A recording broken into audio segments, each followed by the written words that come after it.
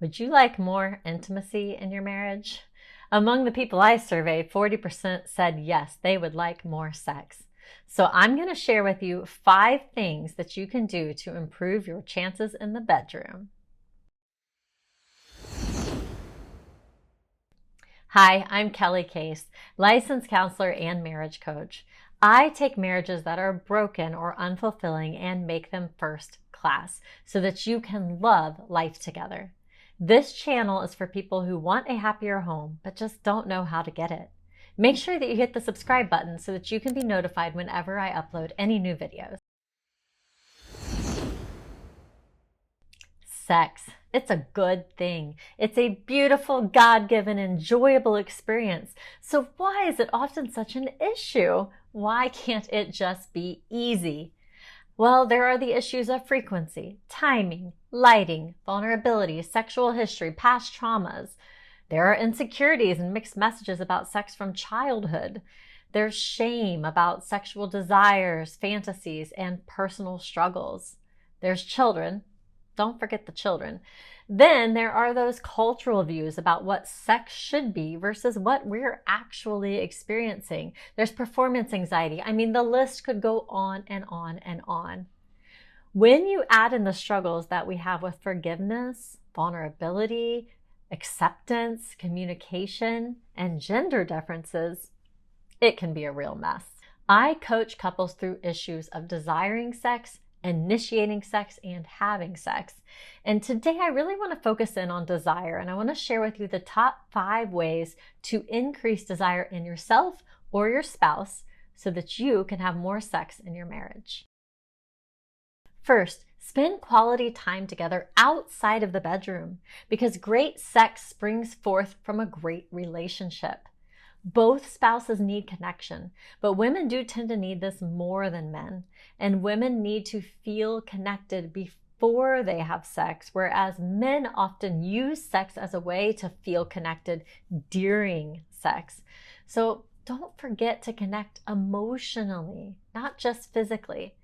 If you only invest in the relationship on days when, you're feeling a little horny, then you're actually sabotaging your chances of getting sex that day and all the days in the future.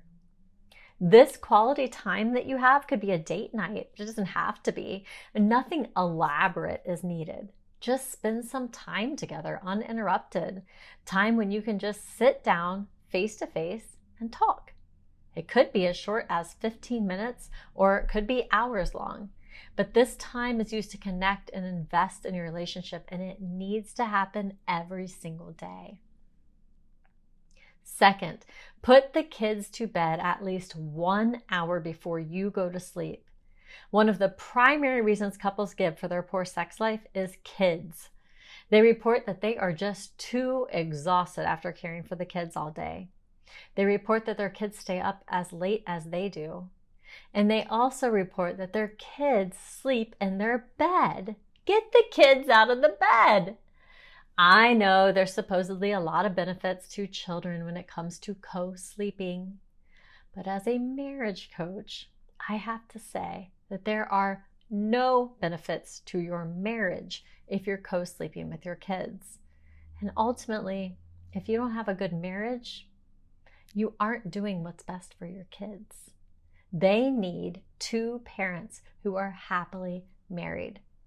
Research shows that the benefits of that are great in the lives of children. If you're having sex regularly and your marriage is great, then co-sleep with your kids all you want. Doesn't bother me. Otherwise, stop it. Third, press the gas pedal. When it comes to sexual desire, we all have our turn-ons and our turn-offs. In Emily Nagoski's book, Come As You Are, she describes turn-ons as the gas pedal and turn-offs as the brakes. To experience desire and arousal, you need more gas pedal and less brakes. A car is much simpler, right? Gas pedal on the right, brakes on the left. Easy peasy. Humans, we are not so simple. And the gas pedal and the brakes can be different for different people, so that makes it even more complicated. I'm going to give you some examples to get you started thinking about certain turn-ons, because you need to know what yours are to tell your spouse. And keep in mind, these are different for everybody, but just some ideas. Certain smells, certain visuals, talking about sex, reading about sex, relaxing can be a turn-on, being bored, wearing sexy clothes, feeling connected, feeling close, and talking with your spouse. Watching your spouse with the kids can be a turn on. Watching your spouse clean the house, listening to music, letting your wife know that you think she's sexy and beautiful outside of the bedroom, and doing this regularly can really be a turn on for her. She likes to know that you are turned on by her and that you find her attractive. Just don't be sleazy about it, okay, guys? Just say something like, man, I really love watching you walk.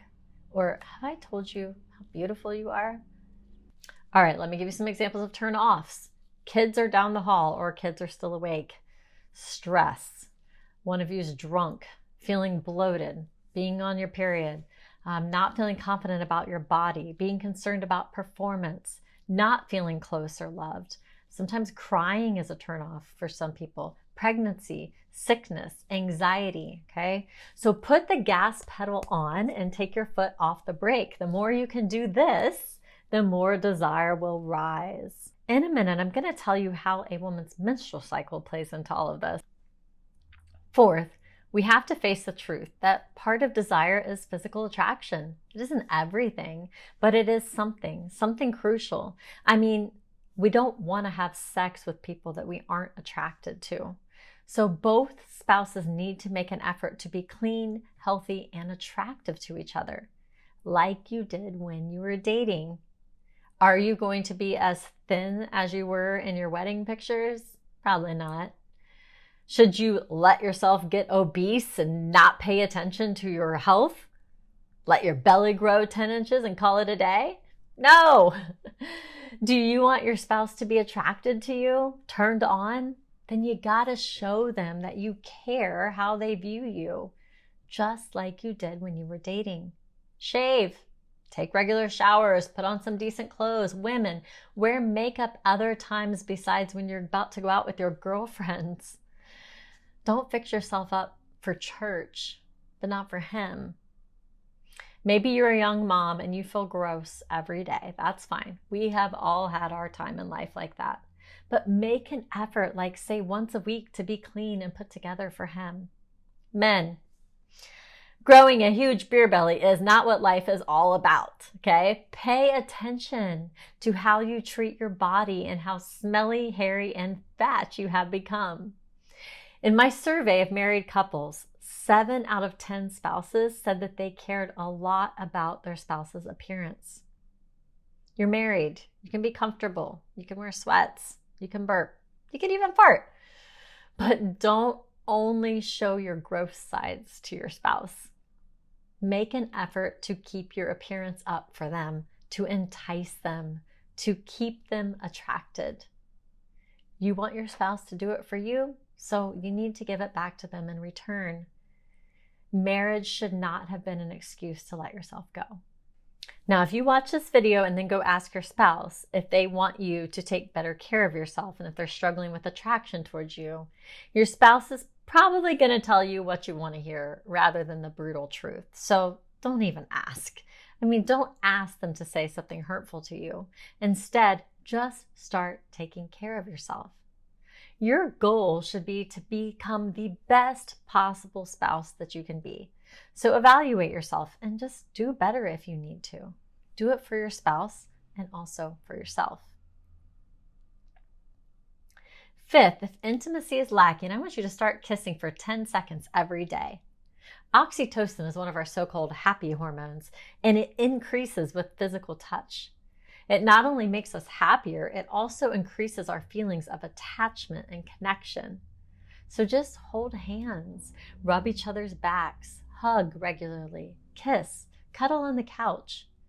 You can't be in the mood when you never see or touch each other until you get into the bedroom. If you want to feel close to your partner, then you need to actually be close to your partner, literally. Kiss, cuddle on the couch, hold hands, be affectionate outside of sexual interaction. Keep in mind that a woman's libido changes throughout the menstrual cycle. Many women find that they have a strong sexual desire a few days after menstruation that lasts until ovulation time, and then it starts to decline again. It's natural, it's science, it has a reproductive purpose. Unfortunately, even if you aren't in the baby making phase of life, or maybe you can't even have children of your own, her body likely is still following this pattern because it is always preparing to get pregnant. What turns her on one week may do nothing for her another week. I know it's confusing, but if you'll track the cycle, it'll all start to make so much more sense, and it will become less hurtful and confusing. My hope for you is that you will have more sex in your marriage, thereby increasing the love and commitment between you, strengthening your relationship for the long haul, leaving you both waking up with a smile. To learn more about how to have a great sex life, visit me at firstclassmarriage.com.